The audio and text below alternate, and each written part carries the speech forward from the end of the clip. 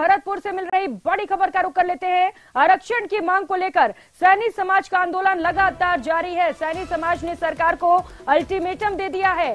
24 घंटे के अंदर अंदर रेलवे ट्रैक जाम करने की चेतावनी दी गई है। आंदोलनकारियों ने साफ तौर पर कहा है, सरकार हमें हल्के में न ले, मांगे नहीं मानी गई तो राजस्थान भर में सड़कें जाम कर दी जाएंगी, रेलवे ट्रैक को भी जाम किया जाएगा। सैनी समाज ने ट्रैक जाम करने की जगह निर्धारित नहीं की है, लेकिन अब साफ तौर पर सरकार को 24 घंटे का अल्टीमेटम दिया गया है। 12% आरक्षण की मांग की जा रही है और लगातार इसे लेकर सैनी समाज आंदोलनरत है। हाईवे को जाम किया गया है और अब साफ तौर पर अल्टीमेटम दिया गया है। 24 घंटे के अंदर अंदर अगर उनकी मांगे नहीं सुनी जाती है तो रेलवे ट्रैक को भी जाम कर दिया जाएगा। हालांकि अभी कौन सा रेलवे ट्रैक जाम करना है इसे लेकर फैसला नहीं लिया गया है, लेकिन सैनी समाज ने कहा है कि उन्हें हल्के में लेने की जरूरत नहीं है। तो लगातार सैनी समाज की ओर से 12% आरक्षण की मांग की जा रही है और इसी मांग को लेकर सैनी समाज ने हाईवे जाम कर रखा है, जिससे लोगों की परेशानियां वहां पर बढ़ी हुई हैं और अब तैयारी है प्रदर्शन को और ज्यादा उग्र करने की। भरतपुर से सहयोगी दीपक पुरी इस वक्त सीधे हमारे साथ जुड़ चुके हैं। दीपक, आगे की रणनीति की बात करिए, क्योंकि अब साफ तौर पर अल्टीमेटम दिया गया है कि 24 घंटे के अंदर अगर मांगे पूरी नहीं होती है तो प्रदर्शन उग्र करेंगे। क्या करने वाले हैं आगे? देखिए प्रियंका, आंदोलन का आज 8वां दिन है और लगातार 12% आरक्षण की मांग को लेकर और जो मृतक मोहन सिंह है उसकी मांग को लेकर, उसके परिजनों की मांग को लेकर ये लोग हाईवे पर डटे हुए हैं और इनका कहना है कि जब तक सरकार हमारी मांगों को नहीं मानेगी हम हाईवे खाली नहीं करेंगे। लेकिन आज इस पूरे मामले में एक बड़ा अपडेट ये है कि सैनी समाज के लोगों ने अब रेलवे ट्रैक को जाम करने की चेतावनी दी है और कहा है कि 24 घंटे हैं सरकार के पास, सरकार हमारी मांगों को माने, अन्यथा 24 घंटे बाद रेलवे ट्रैक को जाम किया जाएगा और इस हाईवे के अलावा अन्य जो हाईवे हैं वहां पर भी जाम लगाया जाएगा। इस तरह की जो चेतावनी है वो सैनी समाज के लोगों ने दी है और उनका कहना है कि आज एक प्रतिनिधि मंडल मुख्यमंत्री अशोक गहलोत से वार्ता के लिए भी सीकर के लिए जाएगा, जहां सीकर में वार्ता होनी है मुख्यमंत्री अशोक गहलोत के साथ और प्रतिनिधि मंडल रवाना हो गया है। उसमें 3 लोग आंदोलन से जुड़े हुए हैं और 3 लोग जो मृतक मोहन सिंह है उसके परिवारजन हैं वो लोग पहुंचे हैं। उनका कहना है कि मुख्यमंत्री अशोक गहलोत से बातचीत करेंगे, उसके बाद जो बातचीत वहां पर होगी वो आकर के आंदोलन स्थल पर सभी आंदोलनकारियों के बीच में रखी जाएगी और फिर समाज क्या फैसला लेता है ये तो समाज के ऊपर डिपेंड करता है। यानी कि जो आंदोलनकारी हैं उन्होंने साफ तौर पर कहा है कि जो प्रतिनिधि मंडल वहां जा रहा है, जो कमेटी बातचीत होगी उसका जो निर्णय है वो मान्य नहीं होगा। ये निर्णय समाज फैसला करेगा कि जो मांगे हैं उन पर कितनी सहमति बनी है और इस आंदोलन को अब यथावत रखना है या स्थगित करना है या क्या रणनीति बनानी है ये समाज तय करेगा। यानी कि प्रियंका, साफ तौर पर कहा जा सकता है कि जो लोग आंदोलन की अगुवाई कर रहे थे, जो लोग इस आंदोलन के नेता थे, अब उन लोगों की मांग को भी नहीं माना जा रहा है और आंदोलनकारियों का कहना है कि अब हम खुद निर्धारित करेंगे कि आगे करना क्या है। आप देखिए, मैं इस वक्त आंदोलन के स्थल जो है उसके पास मौजूद हूं। आंदोलन स्थल के पर आपको तस्वीरें दिखाएंगे दूर से कि क्या वहां पर चल रहा है। भीड़ बहुत तादाद में है, आसपास के लोगों का पहुंचने का जो सिलसिला है वो अभी धूप में भी लगातार जारी है। महिलाएं वहां पहुंच रही हैं बड़ी संख्या में और दूसरी तरफ जो है हाईवे के बैरिकेड बनाए हैं पुलिस ने। करीब 1 किलोमीटर की दूरी है हाईवे पर जो आंदोलन स्थल है उसमें और पुलिस का जो बैरिकेड है वहां पर।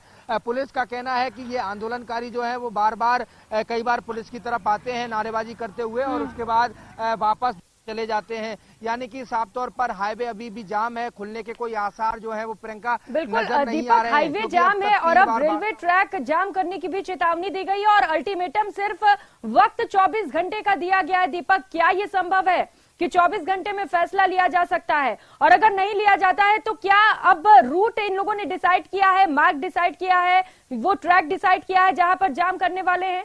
इसे लेकर कोई अपडेट आपके पास? देखिए, हमारी इनसे बात हुई थी तो इन्होंने कहा है कि 24 घंटे हैं सरकार के पास। सरकार या तो निर्णय करे, हमारी जो मांगे हैं उन पर फैसला करे कि आगे क्या करना है और सरकार जो है हमसे बातचीत करे। हालांकि बातचीत के लिए प्रतिनिधि मंडल शाम को मुख्यमंत्री अशोक गहलोत से मिलेगा, लेकिन इन्होंने कहा है कि सरकार हमको हल्के में ना ले। इन्होंने कहा है कि सरकार अब तक हमको हल्के में ले रही है क्योंकि हम हाईवे को शांतिपूर्ण तरीके से जाम करके बैठे हैं। लेकिन अब इनका कहना है कि सरकार ने 24 घंटे के अंदर अगर मांगों को नहीं माना तो हम रेलवे ट्रैक जाम करेंगे। लेकिन ये निर्धारित नहीं किया है कि कौन सा रेलवे ट्रैक जाम करेंगे और किस रेलवे ट्रैक पर ये बैठेंगे, ये अभी इन्होंने नहीं बताया है। इनका कहना है कि अगर हम इस बात को निर्धारित कर देंगे तो सरकार अपनी जो सुरक्षा व्यवस्था है उसके पुख्ता इंतजाम कर देगी और जिस तरह से हमें हाईवे पर नहीं बैठने दिया गया था उसी तरह हमें रेलवे ट्रैक पर नहीं बैठने दिया जाएगा, इस तरह इनका कहना है। तो इनका कहना है कि जगह उसी समय निश्चित की जाएगी कि कौन सा रेलवे ट्रैक हमें जाम करना है और 24 घंटे का इन्होंने साफ तौर पर जो है समय दिया है कि जो भी करना है सरकार को 24 घंटे के अंदर फैसला करे।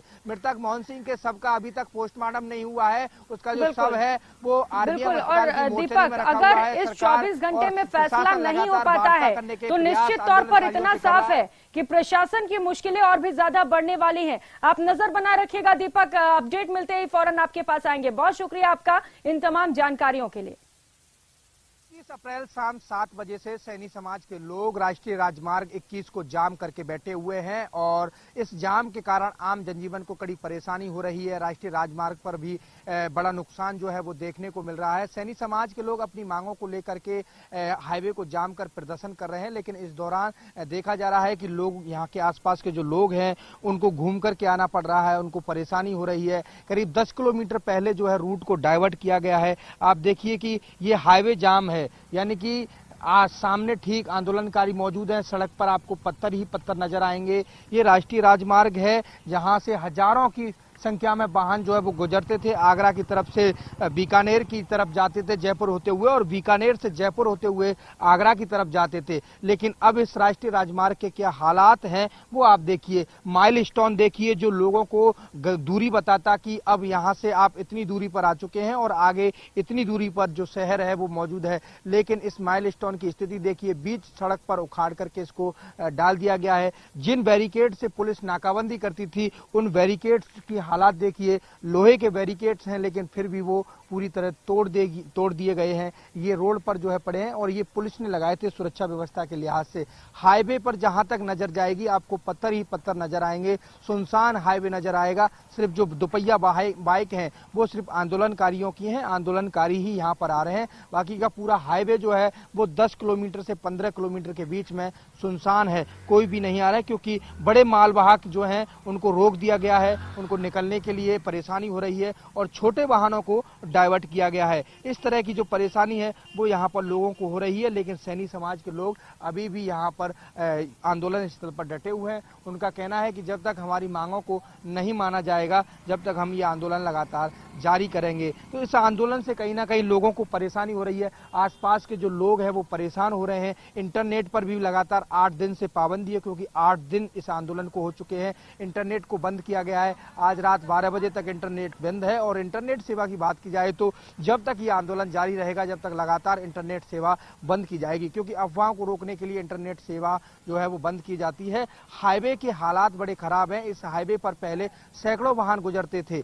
लेकिन अब एक भी वाहन आपको नजर नहीं आ रहा है। इससे टोल टैक्स को भी नुकसान हो रहा है, सरकार का जो राजस्व है उसको भी घाटा जा रहा है और तमाम तरह की जो चीज है वो हो रही है। सबसे ज्यादा परेशानी आसपास के इलाके के जो लोग हैं। और